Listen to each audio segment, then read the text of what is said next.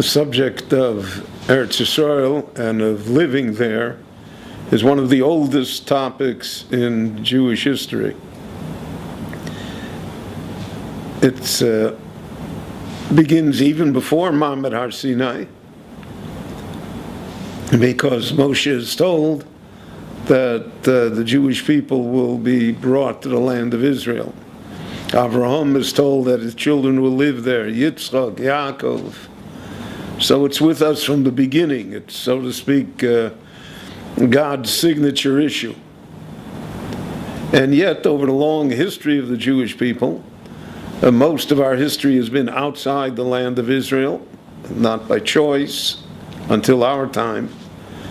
And because of that, the Jewish people developed a Golas mentality, and a mentality of living amongst the nations of the world. And therefore, we find that, for instance, after the destruction of the first temple, when Ezra wants to return to the land of Israel and they receive permission from the Persian emperor to do so, then nobody comes. He's hard-pressed to put together 42,000 people. And those that come are not really the upper class, they're not the scholarly class. We read in the Talmud and Kedushin, Asara Yuchsin Olum Bavel, 10 different types of people came, and they were all sorts of people, Mamzeri, Shtuki, Asufi, people of questionable pedigree, people of servitude. And Ezra has to create the second commonwealth out of this raw material. Ezra is a great man. The rabbis say if we were not for Moses, then Ezra could have given us the Torah. And he's able to do so with the Anshe Knesset Agdola. And the Jewish people embark again on the times of the Second Temple. But again, eventually the temple is destroyed and the Jewish people are sent into exile. When they're sent into exile, then it becomes a matter of individual choice.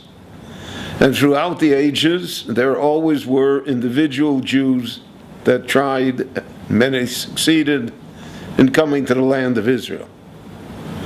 In the 19th century, both from Eastern Europe and from the Middle East itself, Jews made their way back to the land of Israel.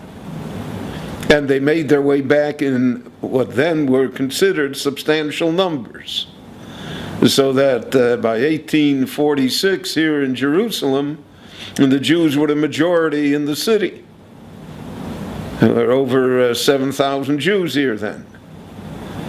And that trend continued. So, on the other hand, there has always been difficulty coming to the land of Israel. I think the Lord, I can't speak for the Lord, but it's always been a test. And sometimes the test is easier, sometimes it's more difficult. So certainly to come here in the 16th, 17th, 18th, 19th century is more difficult than to come in our century. Certainly we have the advantage of having a Jewish state. And the people many times don't understand what a Jewish state really means. I always say in Yiddish, it's a Yiddish Leben. It's a Jewish life here. It's a Jewish life that cannot be matched anywhere in the exile. I was a rabbi in Monsey, which is a holy city. I know Brooklyn very well, which also is a holy city. None of that compares to the Jewishness. And I'm not talking about religious observance per se.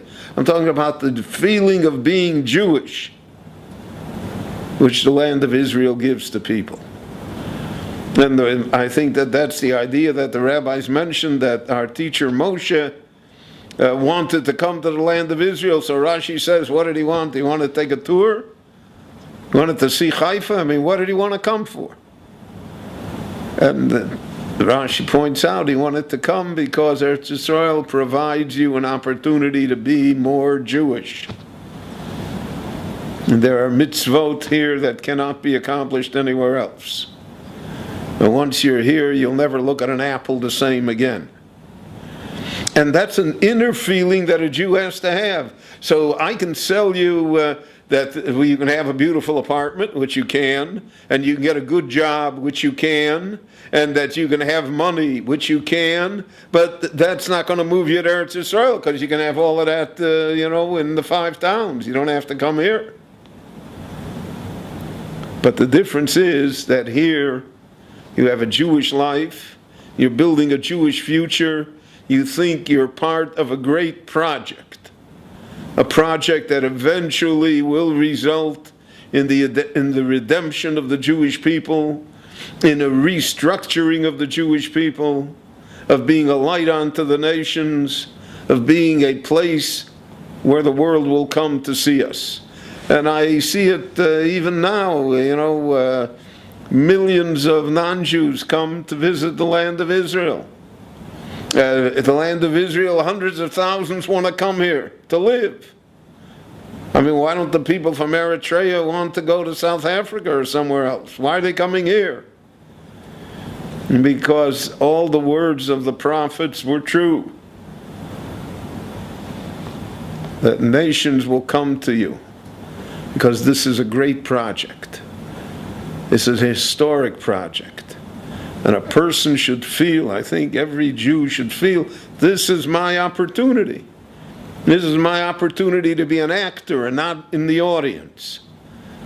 My opportunity to build myself and my family in a Jewish way, which I could not and I cannot do no matter where I live in the diaspora.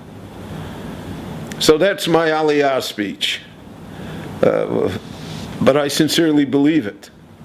And I've experienced it myself. That there are people who come when they're young, before marriage. There are people who come after marriage. There are people who come with families. There are people like me who come later in life. But no matter what stage of life you're in, there's something here for you. And you should never hesitate to come.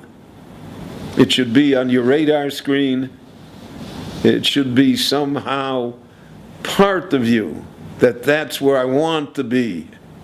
I want to be part of it. And the daughters of Slavchod said to Moshe Rabbeinu, Loma Nigora, how can it be that we should not have a share? Every Jew should say that to himself and herself. Loma Nigora, how can it be that in such a time and under such circumstances, when, so to speak, the entire infrastructure is already present for me, that I shouldn't want, that I shouldn't be able to come, that I shouldn't see my way to try and come. So I thank you for listening to me, and I hope that you remember at least some of what I said. Thank you.